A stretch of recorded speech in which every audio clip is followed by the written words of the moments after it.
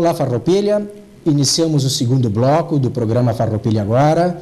O tema que estamos debatendo, meio ambiente, somos todos responsáveis. Comigo, a professora Deise Cristina Estela, coordenadora do Programa de Educação Ambiental do Consórcio de Saneamento Básico da Bacia Hidrográfica do Rio dos Sinos, o projeto ProSinos, e estávamos, então, conversando do acidente que gerou o consórcio, a composição desse consórcio, as pessoas que são os mentores, doutores... Todos especialistas na área. Ok, mestres, é um consórcio que está em constante interação com especialistas do mundo inteiro, né?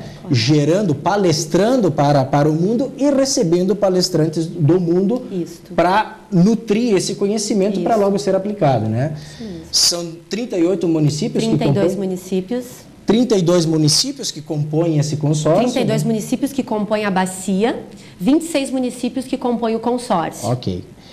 Então, Deise, vimos no vídeo também no início, né, a água, as condições da água, como nós temos cuidado da água e talvez no nosso dia a dia a gente não dá valor, né? A gente, tem água, abre a torneira, tem água... Porque a água ainda chega às nossas casas, exatamente, né? Mas isso é finito. Esse bem é finito, ele vai findar e aí será tarde demais. Pois é, isso me preocupa, tá? Porque eu vivi uma experiência que tive que tomar banho com água do mar dessalinizada, lavar as minhas mãos, a higiene das roupas com água do mar dessalinizada porque era um recurso escasso. Isso foi numa viagem que fiz aos Emirados Árabes, né? Mas, enfim, vivenciei isso. É uma realidade. Para eles, hoje, a água, eles importam água doce, né? E nas cidades europeias, vê-se muitas fontes, em todas as cidades, como eles usam isso como adorno. Por quê? Porque ele tem um cunho histórico, que a água, onde há água, há vida. Onde há água, há a continuidade da vida. Porque a água nos hidrata, a água nos nutre, a água nos faz crescer e a água, nós somos 80% água, né? O nosso organismo humano. Então, a veneração, o cuidado por esse recurso, ele é muito grande. E eu me deparo com um país, né, um país tropical, o Brasil, que não tem uma consciência ambiental. Um país que não tem uma preocupação na preservação dos recursos naturais, como as florestas e como os recursos hidrográficos. Nós, né, temos a floresta amazônica, estamos perdendo ela, mas não vamos nos remeter tão longe. Vamos ficar no nosso contexto municipal. O que nós estamos fazendo com as nossas matas, né? Vamos nos entender um pouquinho além das fronteiras dos nossos municípios. Vamos para o Vale dos Sinos, onde está minha convidada, que coordena esse programa de recuperação do meio ambiente e pode nos dar uma informação do que pode ser uma tragédia, o que pode causar, quais são as consequências do descaso e do descuidado desse nosso patrimônio, que é a natureza. Em primeiro lugar, a gente tem que acabar com essa visão de que o nosso país ele tem uma disponibilidade hídrica por conta da Amazônia infinita, né? Nós temos, sim, somos abençoados nesse sentido. Inclusive, a nossa porcentagem de água no corpo é a mesma porcentagem do planeta, divino isso, né? Deus usou de consonância nesse sentido, quando da criação. Mas esta água, ela é finita. Ela é finita. Eu sofro todo ano em São Leopoldo, eu e a população. Nós temos uma população na bacia de 2 milhões de pessoas. E o nosso rio, ele vem secando. gradativamente.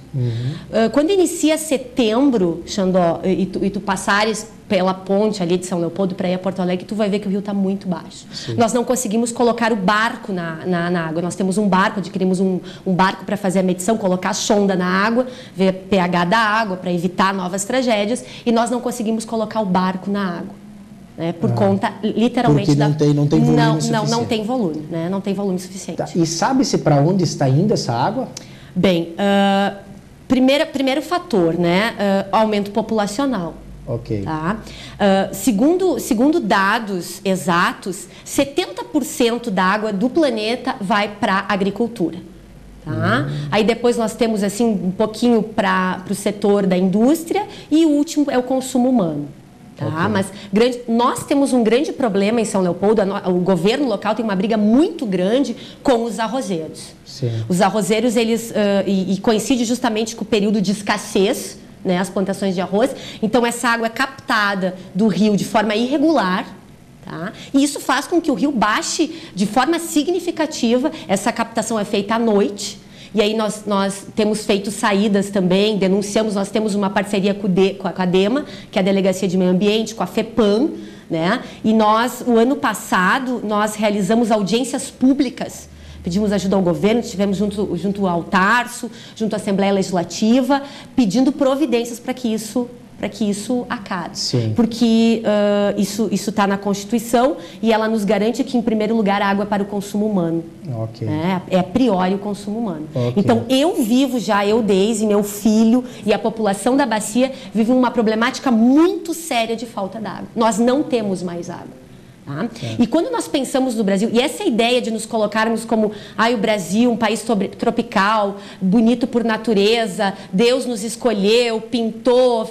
Gente, isso não é verdade. O nosso país, sim, é um país tropical, ele é lindo, mas os nossos recursos são finitos. Se eu tenho uma disponibilidade hídrica muito grande na Amazônia, que está aqui na região norte, eu tenho uma pequena disponibilidade aqui na região nordeste, que é muito pequena. E isso a gente vê constantemente na TV, sim, os animais, as pessoas. Sim. Caminhão-pipa no Nordeste é sim, muito comum, é uma realidade. Sim. Tá? E nesse sentido, eu quero colocar que participando da Rio+20, eu fiquei hospedada em Ipanema, que acredito que seja um dos lugares mais lindos desse planeta, né, Xandó? Eu não tive a sorte de conhecer, mas ouvi falar muito bem mesmo. Muito lindo. O Rio de Janeiro é muito lindo. Eu fiquei ali em Ipanema, inclusive ao lado de muitos chefes de Estado, com suas delegações. E toda manhã, quando eu saía para ir para as conferências, eu me deparava com um senhor lavando o hall de entrada do prédio. E a gente sabe que em alguns países desperdiçar água, lava-jato, lava-carro ou lavar calçada é passível de crime da cadeia. Sim. Da cadeia. E nós nos achamos no direito de desperdiçar algo que é finito e que não... Nós podemos viver sem muita coisa, mas sem água nós não vamos viver. Sim. E ela vai se tornar um produto caríssimo. Ela sim, já é cara. Eu não posso beber a água que vem do Rio dos Sinos. É uma água podre. Sim. Né? Já citei, nós entramos agora... Isso em função do acidente esse que não, aconteceu ou já... Em função da péssima qualidade tá, da água. O custo de tratamento é muito grande, né? O custo de tratamento, a gente tem que se dar conta que quando falamos em meio ambiente nós fizemos parte desse todo, como tu mesmo colocaste, sim, né? Então, eu tenho que ter a ideia de que eu preciso ter o meu esgoto ligado à rede, para que esse esgoto seja tratado. Ele não pode ir in natura para o rio. Uhum. Porque eu não vou conseguir tratar essa água que eu vou beber 100%. Sim. Ela não vai ser uma água de qualidade para mim. Muito bem mostrado o teu vídeo, né? O vídeo que foi produzido, que tu utilizou, que coloca que isso chega a gerar perda econômica, porque muitos trabalhadores estão fora do trabalho porque estão com algum tipo de doença causada pela água. Tá? Muitas crianças estão fora da escola porque estão com algum problema causado pela falta de tratamento de água. Inclusive pode ser criar-se uma epidemia, né? Porque uma água contaminada ela dissemina para toda a população, né? Para um grupo grande de pessoas. Então... Sim, gera uma contaminação que pode levar a uma tragédia, com certeza, né? Então, Deise, voltando ao assunto do Procinos aí, conte-nos um pouco mais, quais são as experiências que vocês estão tendo, como é que funciona isso, como é que é o mecanismo de ação de vocês no dia a dia, o teu trabalho como educadora, explique-nos como é que é. Bem, então nós temos reuniões que ocorrem semanalmente para a gente poder elaborar todo um plano de trabalho que é mensal, que é semestral, né? O meu trabalho, ele está diretamente ligado à criança, ao adolescente. A minha formação acadêmica é História, mas eu tive a oportunidade, fui convidada justamente por essa questão didática, de trabalhar com alunos, né? De poder levar de uma forma, uma linguagem bacana e isso para a gurizada, né? Então, a gente trabalha com todas as escolas da rede municipal e estadual, também faço trabalho com as universidades. Como é que funciona, Deise? Então, as escolas se cadastram para receber... Nos ligam. Isso faz parte do currículo já do aluno receber aulas de meio ambiente. Educação ambiental. Educação ambiental. Nós levamos algumas experiências, a gente tem que pensar em como vamos colocar tudo de forma apocalíptica, né?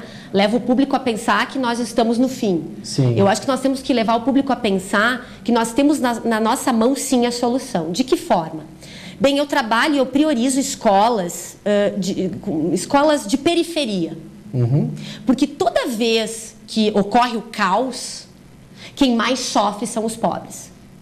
Não é quem tem mobilidade social, não é quem tem carro, quem pode morar num lugar melhor, não é quem está nessas zonas de exclusão. Sim. Né? Até porque recebem bruto, não recebem nada, não tem recurso para uma água mineral, não tem recurso para uma água filtrada. Não. Ele vai receber. Então, eles são os impactados de imediato. Tá? Então, eu tento levar para essa gurizada, até porque eu acredito que a educação ela é a chave de toda mudança. Sim, sim. Né? A educação, moraste tanto tempo em países de primeiro mundo, né? Pois é, onde se prioriza a educação. Prioriza, né? E em países de primeiro mundo nós não temos esse fosso social que temos aqui. Né? Com certeza. Então a minha alegria, o meu combustível é levar essa informação para crianças que vivem uma realidade que não é a nossa, que vem um esgoto correndo a céu aberto, que vão fazer o lanche na escola. Como é que eu vou chegar para essa criança e falar em reciclagem, em falar em 2, 3 sacos de lixo, se essa criança não tem o que comer? Sim. Tá? Então eu vou ter que trazer essa criança, eu vou ter que conquistar essa criança revoltada. Essa criança que muitas vezes recebe todo tipo de violência doméstica. Criança, adolescente, adulto. Que logo estão convivendo conosco, com tudo, né? Porque somos iguais. São pessoas, Xandó, realmente tu colocaste aqui, nós não vemos isso. O rio ele corta São Leopoldo, né? E corta alguns bairros. Então, nós fizemos todo ano mutirão de limpeza nesse rio. Né? E quantas vezes for necessário. Então, essas pessoas, que muitas vezes eu tenho tratativa, elas colocam o lixo literalmente na beira do rio. Né? O lixo está ali, e nós consumindo essa água. Sim. Então, eu tenho que levar essa criança a entender que essa dor de barriga que ela sente, essa diarreia, esse vômito, essa vez que ela passou no hospital foi por conta desse lixo que ela colocou. Mas muito mais difícil do que chegar nessa criança é chegar no pai dessa criança. Sim. Tá? Então, nós temos todo um projeto que é semanal, que é diário, a gente visita esses locais, a gente procura tirar... Eu tenho uma interlocutora são os agentes que têm a ligação com o consórcio e com a comunidade, tá? Então, eu tenho uma interlocutora que é de Sapucaia, o nome dela é Yara Pacheco. Ela montou um projeto para tirar toda uma população ribeirinha, ali de um arroio, que vivia numa condição inóspita, com certeza, tá? E junto ao PAC, o governo federal conseguiu a construção de um condomínio de casas para poder tirar essa população daí. Isso, inclusive, o fundo teve nos visitando, né? E vendo essa realidade que nós estamos conseguindo mudar. Tá? Nós mostramos para essas crianças que esse recurso, eles não têm, Xandó, eles não têm essa ideia de que a água é um recurso finito. Sim. Que ela vai acabar. Mas eu acho desde assim, ó, que como elas, muitos de nós não temos, né? Sim. Muitos de nós com instrução, inclusive acadêmica, com curso superior ou com escolaridade básica, nós não temos essa noção que pode terminar. Vai terminar. Né? E é a verdade, porque, como eu comentei antes, isso é uma coisa que eu vivi, sabe? E nos preocupa. Não só, eu acredito, Deise, que não só o volume, mas como a qualidade, né? A qualidade péssima, porque o tratamento da água ele é muito caro. Né? E não só o tratamento, é caro toda a questão. Tu vai pensar, no meu caso, no Rio dos Sinos, quando as bombas, a régua, ela está em 1 metro, tá? Eu já vivo uma situação crítica, porque as bombas, que são bombas retrógradas, Sim. são bombas velhas, elas não captam mais uma água com qualidade. Ela já está captando uma água com barro, com detrito, com sujeira. Esse detrito estraga essa bomba. Sim. Essa bomba tem um custo de manutenção, de melhora, de conserto muito alto. Entendi. E isso atrasa em muito a ida desta água, que já não é boa para a população. Muito bem. Bem, estamos nos aproximando já do nosso segundo intervalo para os nossos apoiadores. Então, a continuação, seguiremos com o nosso assunto. Por favor, fiquem aí conosco.